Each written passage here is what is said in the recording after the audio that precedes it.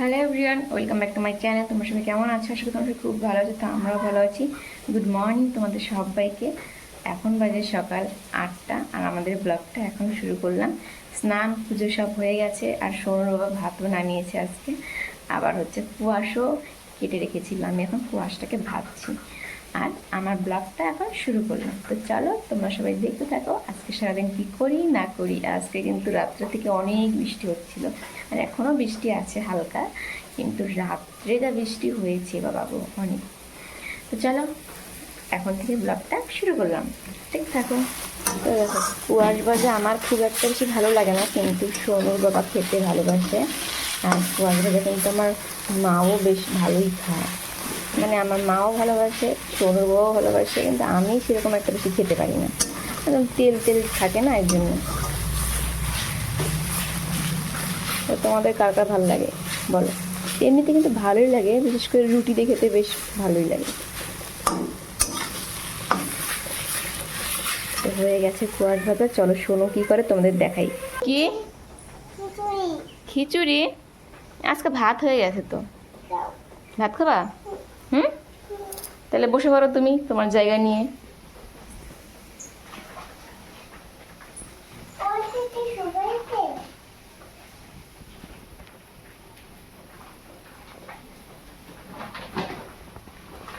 দেখো সোনু বসে পড়ছে। সোনু এখন কি করবে? সোনু কি করবা তুমি? ভাত খাবা? কি দিয়ে ভাত খাবা তুমি? আলু দিয়ে? ঠিক আছে, বসো, আমি তাহলে ভাত দিই। ঠিক আছে। তো আমারও একটু খিদে পেয়ে গেছিলো, এর জন্য আমি আবার আম দিয়ে মুড়ি খাচ্ছি। আবার সোনু যদি এটা দেখে তাহলে আবার ভাত খাওয়া বাদ দিয়ে আবার বলবে আম দিয়ে মুড়ি খাবো, এই জন্য আমি লুকিয়ে লুকিয়ে উপরেই খাচ্ছিলাম। মানে মাঝে মধ্যে সোনুর জন্য লুকিয়ে লুকিয়ে খেতে হয়, উপায় নেই তো। আর এদিকে দেখো সোনু ভাত খাচ্ছে, বললাম দেখ কুয়াশ দিয়ে মাখিয়ে দিই না, ও সুদা সুদা ভাত খাবে, কুয়াশ নাকি পরে খাবে। এই হচ্ছে মেয়ের কাণ্ড। তো দেখো 10টা বাজে আর আমার রান্না বান্না কমপ্লিট। সত্যি আজ কত ভালো লাগছে। আর কালকে বাবা গো, রান্না শেষ করতে করতে 12টা বেজে গেছিলো, তখন সত্যি এত খারাপ লাগে না, কি বলবো, মনে হয় যেন সারাদিন আজকে আমাকে রান্না করেই থাকতে হচ্ছে। তো আজ কত ভালো লাগছে, তাড়াতাড়ি রান্না বান্না শেষ। আর এখন আমি যেটা করবো সেটা হচ্ছে সোনুর হোমওয়ার্কগুলো করাবো। কদিন থেকে বাড়িতে পড়তে বসছে না। সোনু কি করছে জানো তোমরা? দেখো, এই দেখো ড্রেসিং টেবিলের উপর পুতুল দিয়ে, এখানে পুতুল দিয়ে খেলছে। জায়গা নেই ওখানে না? তো সোনুর তো ভাত টাত খাওয়া হয়ে গেছে, সকালবেলা আমদে মুড়ি খেয়েছে, তারপর আবার ভাত খেয়েছে। আর আমিও আবার আমদে মুড়ি খেলাম। এখন আর ভাত টাত খাবো না, আগে সোনুরকে নিয়ে পড়তে বসাবো, তারপরে সোনুর স্নান টান করাবো। স্নানের কথা শুনলে আবার এখনই বলবো আমাকে স্নান করাবো। তো চলো সোনুকে আগে এখন একটু পড়াশোনা করাই। তো দেখো সোনু বই না দেখে এবিসিডি লিখেছে। এ আছে, বি আছে, সি নাই, D E F G H, I পরে, জে আগে। যাই হোক, আই জে কে, এলটা দেখো এল নেই এখানে, ছি। এটা এম, এটা এন, এনটা উল্টা, ও পি নেই, আর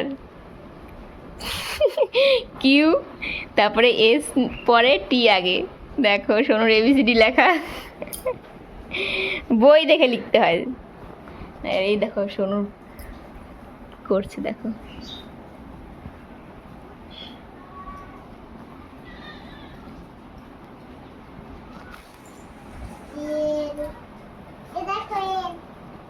হ্যাঁ দেখলাম, বই দেখে ভালো করে লেখো। এখন বাজে দুপুর 12টা আর বাবা একটু আগে ফোন করলো, বললো আমাদেরকে ওই বাড়িতে যেতে।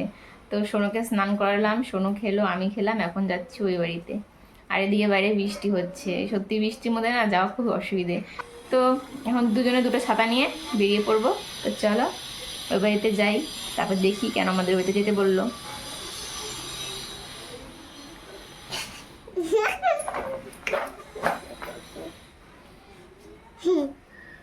বলো টাটা।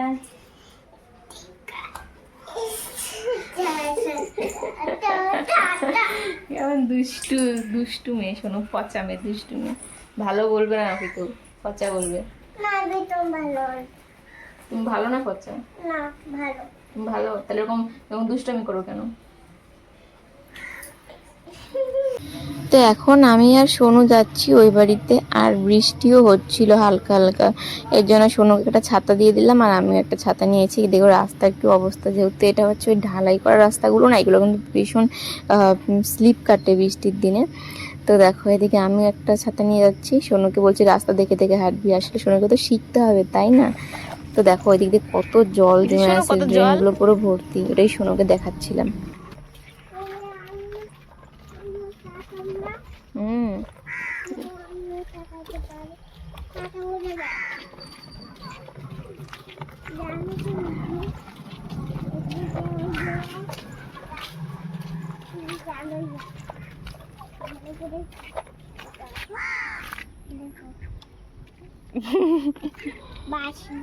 বিজলি, হ্যাঁ দেখে যে হাঁস স্নান করে। কত জল দেখছো তুমি? শোনো, আমরা যাচ্ছি আবার জামা কাপড়ের দোকানে, আমি আর শুনু। তো এই যেহেতু বাবা আর মায়ের হচ্ছে মা গোসাই এসেছে, এর জন্য মা মানে আমাকে ফোন করেছিল বাবা যেন আর কি কিছু এনে দেই। তো তারপরে আমি আর শুনে দোকানে যাই, কিন্তু দোকানে গিয়ে সেরকম ভালো শাড়ি পাইনি। আর বাবা মাও এখন আবার গেছে একটু বাইরে, মানে একটা দরকারে কোথাও যেন গেল, তো বললো ওখান থেকে নিয়ে আসবে। তখন আমি সোনু আর ওই মামা আবার দোকানে বসেছিলাম, আর মামি হচ্ছে রান্না করছিল। আর সোনু তো এখন ছিল ঘুমের টাইম, কিন্তু দোকানে কেউ ছিল না, এর জন্য ঘুম পাড়ানো হয়নি। তো তারপরে বাবা মা সবাই আসে, তখন আর কি আমরা হচ্ছে আছি এখন ঘরে। আর সোনু এখন ওই মামার একটা প্যান্ট নিয়ে ওই আলনাতে গুছিয়ে রাখতে যাচ্ছিল, দেখে আমি সবসময় গুছিয়ে টুছিয়ে রাখি, তো বলছে আমি এটা এখন গোছাবো। তা আমি বলছি না না ওটা দিয়ে দাও দাদুকে, দাদু তো ওটা ব্যাগে রাখবে, দাদু তো বাড়িতে চলে যাবে। আর সোনু অবাক হয়ে তাকে দেখে দেখছে। তো এরপরে সোনু কি করছে দেখো, ওই মামি হালকা চোখ বন্ধ করেছে, মানে ঘুমিয়ে আছে আর কি।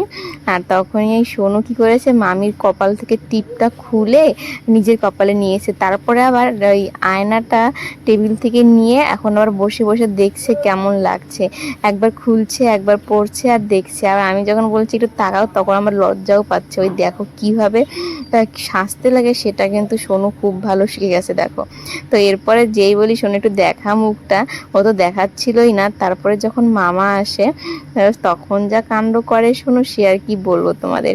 ওই দেখো ছোট থেকেই সোনু টিপের প্রতি একটু বেশিই আর কি নজর, আগে আমার অনেক টিপ এভাবে নষ্ট করে দিয়েছে। তো এখন তো আমার জিনিসগুলো পায় না, সব তালা মেরে রাখি। আর এখন যেই দেখেছে দিদন ঘুমিয়ে আছে হালকা, ব্যাস কপাল থেকে টিপটা নিয়ে দেখো চুপ করে বসে আছে। তা আমি বলছি দাদা তোমাকে বিয়ে দিয়ে দেবো ওই দাদুর সঙ্গে, তোমার এত টিপ পড়ার শখ। ব্যাস তখন লজ্জা পেয়ে যায়, যেই দেখেছে ওর দাদুকে দেখো চোখ মুখ ঢেকে বসে আছে, দেখাচ্ছে না।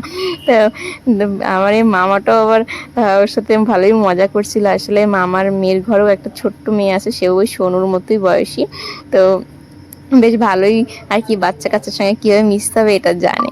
আর এদিকে দেখো সোনু তাকিয়ে তাকিয়ে দেখছে, আর যেই মামা তাকাচ্ছিল ব্যাস চোখ বন্ধ করে দিচ্ছিল, দেখো কি লজ্জা পাচ্ছে। এরপর সোনু পড়তে যায়, সেখান থেকে আসার পর মামা আর মামির সঙ্গে রাস্তাতে ঘুরছিল। আর এদিকে মা সন্ধ্যাবাতি দেওয়ার পর বসে বসে ভাইয়ের জন্য কান্না করছিল। আমরা কেউ ভাইয়ের কথা নিজের থেকে মনে করে কাঁদি না, কিন্তু মা তো সে মানে না চাইতেও চোখের জল মানে বেরিয়ে যায়। এদিকে কিন্তু আমরা মায়ের সামনে সবসময় হাসি খুশি থাকি, কিন্তু তবুও মা যে এই জন্য সেই কষ্টটা কোনোদিনও ভুলতে পারবে না, আর আমরাও না। তো দেখো এরপর সোনু কি করছে, এরপর সোনু ওই মামা মামির সঙ্গে রাস্তায় ঘুরছিল, আর সেখান থেকে বিস্কুট কিনে এনেছে। ওকে কিন্তু সব রকমের বিস্কুট খাওয়াই না, চান্স পেলে সোনু সব খাবে। এদিকে তো পেটে হজম হয় না। আমি মামিকে বলছিলাম মামি দেখো তোমার কপালে টিপ নেই, বলে আমি তো পড়েছিলাম। সোনু চুরি করে নিয়েছে, তখন তুমি ঘুমিয়েছিলাম। বেচারা মামি তো জানে ওনার মামির কপালে কিছু নেই। তো সোনু দিয়ে খাচ্ছিল। তো চলো আমার আজকের ব্লগ আর বড় করছি না, এই পর্যন্তই রাখছি। দেখা হবে নতুন ব্লগে। ভালো লাগলে একটা লাইক করে দিও, চ্যানেলটি সাবস্ক্রাইব করে আমার পাশে থেকো। সবাই ভালো থেকো, সুস্থ থেকো।